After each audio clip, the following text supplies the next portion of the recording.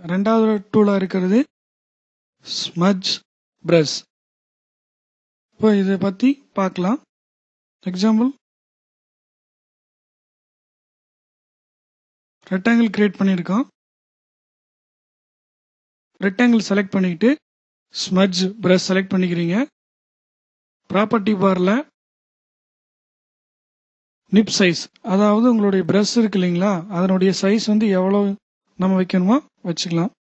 அடுத்து add try out of the effect.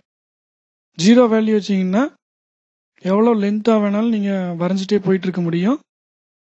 இப்போ வரைகிறீங்க இல்லையா, இது வந்து எவ்வளோ லென்த்தாக வேணாலும் நீங்கள் வரைஞ்சிட்டே போயிட்டு இருக்கலாம். அதே வேல்யூ நீங்கள் கொடுக்க கொடுக்க லிமிட்டேஷன் வந்து வந்துட்டே இருக்கும். அதுக்கு அடுத்து enter a fixed value for tilt setting. அதாவது இப்போ நீங்கள் அந்த ப்ரஷ்ஷை பார்த்தீங்கன்னா கொஞ்சம் சாஞ்ச மாதிரி இருக்குது, அதை டில்ட் செட்டிங் இப்போ 90 கொடுத்தீங்கன்னா ஆக்சுவலாக ரவுண்டாக இருக்குது. இப்போ அந்த டிகிரி குறைக்க என்ன ஆகும்னா அந்த ப்ரஷ்ஷோட சைஸ் வந்து அப்படியே தப்பட்டி ஆகிட்டே வரும். இப்போ 45 கொடுக்குறீங்க, பார்த்தீங்கன்னா மாறி இருக்கு. Enter a fixed value for bearing setting.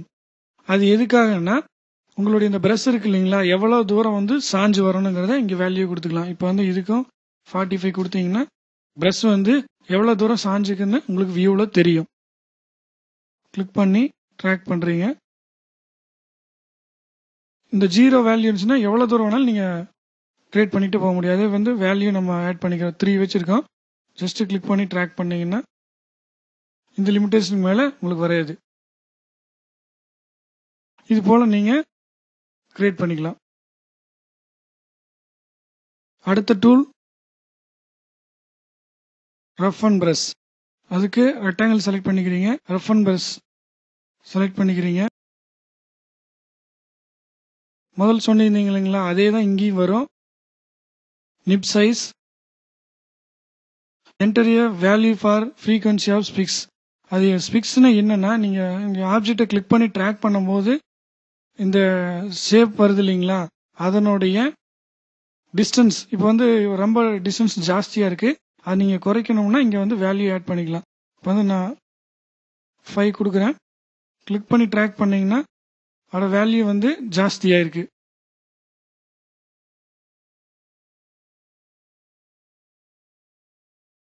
இதுதான் அதே தான், இது நான் அது சொன்ன எஃபெக்டே இருந்தால் உங்களுக்கு வேல்யூ வச்சிங்கன்னா அது எவ்வளோ தூரம் வேணும் அவ்வளோ தூரம் வரும். அது மாதிரி அதே தான் ப்ரஷ்ஷோடைய டில்ட்டிங்கோட செட்டிங். வரைஞ்சிருக்கீங்க இல்லையா அந்த டில்ட்டு, இதோடைய டிஸ்டன்ஸ் தான் வந்து அந்த 45ங்கிறது. இது நீங்கள் எவ்வளோ வேணாலும் மாற்றிக்கலாம். இப்போ நான் வந்து இதில் 20 கொடுக்குறேன். கிளிக் பண்ணி ட்ராக் பண்ணால் அந்த 20 அளவுக்கு 20 டிகிரி அளவுக்கு உங்களுக்கு வந்து ஸ்பிக்ஸ் வந்து ஆட் ஆகிட்டே போகும்.